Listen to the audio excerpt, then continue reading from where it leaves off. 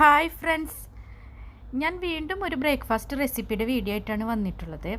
ഇത് നമുക്ക് വളരെ പെട്ടെന്ന് ഉണ്ടാക്കാൻ പറ്റുന്ന ഒരു കൈപ്പത്തിരിയുടെ വീഡിയോ ആണ് ഞാനിവിടെ കാണിക്കുന്നത്. ഇത് കൈപ്പത്തിരി എന്ന് പറയുന്നത് നമ്മളിത് കൈകൊണ്ടാണ് ഇത് ഷേപ്പ് ചെയ്തെടുക്കുന്നത്. അതുകൊണ്ടാണ് നമ്മൾ ഇത് കൈപ്പത്തിരി എന്ന് പറയുന്നത്. ഇത് സാധാരണ നമ്മൾ നൈസ് പത്തിരി ഉണ്ടാക്കുന്ന വറുത്ത അരിപ്പൊടി ഉപയോഗിച്ചിട്ടാണ് ഉണ്ടാക്കുന്നത്. അപ്പോൾ നമുക്ക് ഇതെങ്ങനെ തയ്യാറാക്കുന്നതെന്ന് നോക്കാം.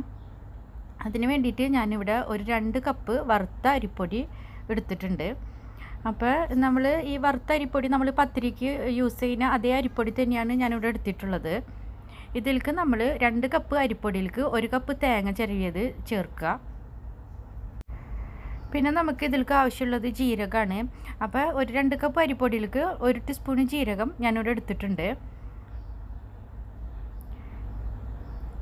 പിന്നെ നമുക്ക് ഇതിലേക്ക് വേണ്ടത് കുറച്ച് ചെറിയ ഉള്ളി അരിഞ്ഞതാണ്. അപ്പോൾ ഒരു 5 ചെറിയ ഉള്ളി ചെറുതായിട്ട് അരിഞ്ഞിട്ട് ഇതിലേക്ക് ചേർത്ത് കൊടുക്കുക. പിന്നെ ഇതിലേക്ക് നമ്മൾ പാകത്തിന് ഉപ്പും കൂടി ചേർത്ത് കൊടുക്കുക. അതിനുശേഷം നമ്മൾ എത്ര കപ്പാണ് അരിപ്പൊടി എടുക്കണമെന്ന് വെച്ചാൽ അത്രയും കപ്പ് വെള്ളം നമ്മൾ നന്നായി തിളപ്പിക്കുക.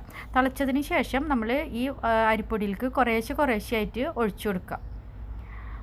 അപ്പോൾ ഞാനിപ്പോൾ ഇവിടെ 2 കപ്പ് അരിപ്പൊടി എടുത്തിട്ടുള്ളത് കൊണ്ട് 2 കപ്പ്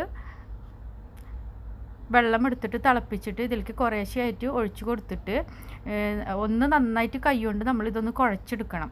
അപ്പോൾ നമ്മൾ വെള്ളം നന്നായിട്ട് ഈ പൊടിയായിട്ട് യോജിച്ച് കഴിഞ്ഞിട്ടുണ്ടെങ്കിൽ നമ്മൾ ഈ ചൂടോട് കൂടിയിട്ട് തന്നെ നമുക്കിത് നന്നായിട്ടൊന്ന് കുഴച്ചെടുക്കാം. അല്ലെങ്കിൽ നമുക്ക് വെള്ളം തിളപ്പിക്കാൻ വെച്ചിട്ട് ആ തിളച്ച വെള്ളത്തിലേക്ക് നമുക്ക് ഈ പൊടിയും ഈ തേങ്ങയും ഒക്കെ കൂടിയിട്ട് ഇട്ട് കൊടുത്തിട്ടും നമുക്ക് ഇതേപോലെ യോജിപ്പിച്ചെടുക്കാം. അപ്പോൾ എങ്ങനെ വേണമെങ്കിലും ചെയ്യാം. ഒന്നില്ലെങ്കിൽ തിളച്ച വെള്ളം പൊടിയിലേക്ക് ഒഴിച്ചു കൊടുക്കാം, അല്ലെങ്കിൽ വെള്ളത്തിലേക്ക് പൊടി ചേർത്ത് കൊടുക്കാം.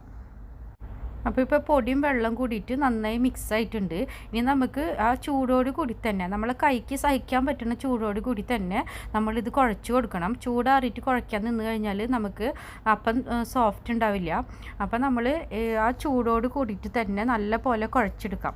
അപ്പം നിങ്ങൾക്ക് കൈ കൊണ്ട് കുഴയ്ക്കാനായിട്ട് ആ ചൂടോട് കൂടി ബുദ്ധിമുട്ടാണെങ്കിൽ നിങ്ങളൊരു സ്റ്റീലിൻ്റെ ഗ്ലാസ് എടുത്തിട്ട് നന്നായിട്ടൊന്ന് പ്രസ് ചെയ്ത് കൊടുക്കുക. ഒരു ചെറിയ ചൂട് ആവണ വരെ നന്നായിട്ടൊന്ന് പ്രസ് ചെയ്ത് കൊടുക്കുക പൊടി. അല്ലെങ്കിൽ നമ്മൾ കൈകൊണ്ട് ആ ചൂടോട് കൂടി തന്നെ കുഴച്ചെടുക്കാം. ഏതായാലും നമ്മൾ ചൂടോട് കൂടിയിട്ട് തന്നെ പൊടിക്ക് ഒരു കുഴ നമുക്ക് ആവശ്യമുണ്ട്. ഇനി നമ്മളൊരു 5-6 മിനിറ്റ് വരെ നന്നായിട്ട് കുഴച്ച് പൊടി നല്ലപോലെ സോഫ്റ്റാക്കി എടുക്കാം. അപ്പോൾ ഇപ്പോൾ പൊടി നന്നായിട്ട് സോഫ്റ്റായിട്ട് വന്നിട്ടുണ്ട്.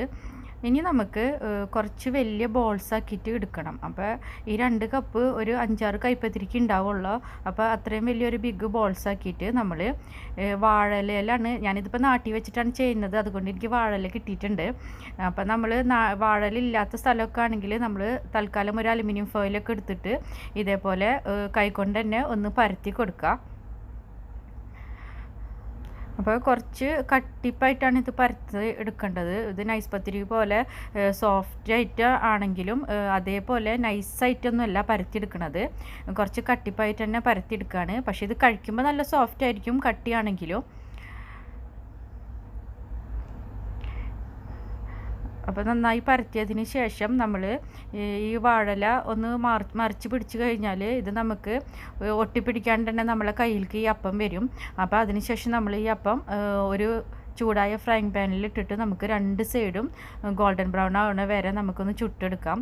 അപ്പോൾ ഇതേപോലെ തന്നെ നമുക്ക് വാഴയിൽ നിന്ന് ഇതേപോലെ നമുക്ക് എടുക്കാൻ പറ്റും. അതിനുശേഷം ഇപ്പോൾ അവിടെ ഫ്രൈങ് പാൻ ചൂടായിട്ടുണ്ട്. അപ്പോൾ നമ്മൾ അതിലേക്ക് ഈ അപ്പം ഇട്ട് കൊടുക്കാം. ഇതിൻ്റെ ഒരു സൈഡ് നമുക്ക് കളർ ചേഞ്ച് വന്നു കഴിഞ്ഞാൽ നമുക്ക് മനസ്സിലാവും ഇതൊരു സൈഡ് വെന്തിട്ടുണ്ടെന്നുള്ളത്. പിന്നെ ഇത് നൈസ് പത്തിരി പോലെ പൊളച്ച് പൊന്തൊന്നുമില്ല. അപ്പം നമ്മൾ ഒരു സൈഡ് കളർ ചേഞ്ച് ആയി കഴിഞ്ഞാൽ നമുക്ക് ഇത് പാകമായിട്ടുണ്ടെന്ന് മനസ്സിലാവും. അപ്പോൾ ആ സമയത്ത് നമ്മളിത് അതർ സൈഡ് നമ്മൾ മറിച്ചിട്ട് കൊടുക്കാം. അതേപോലെ തന്നെ നമ്മൾ ഇപ്പോൾ എല്ലാ മാവും ഇതേപോലെ ഉരുളകളാക്കിയിട്ട് നമുക്ക് ചെയ്തെടുക്കാം.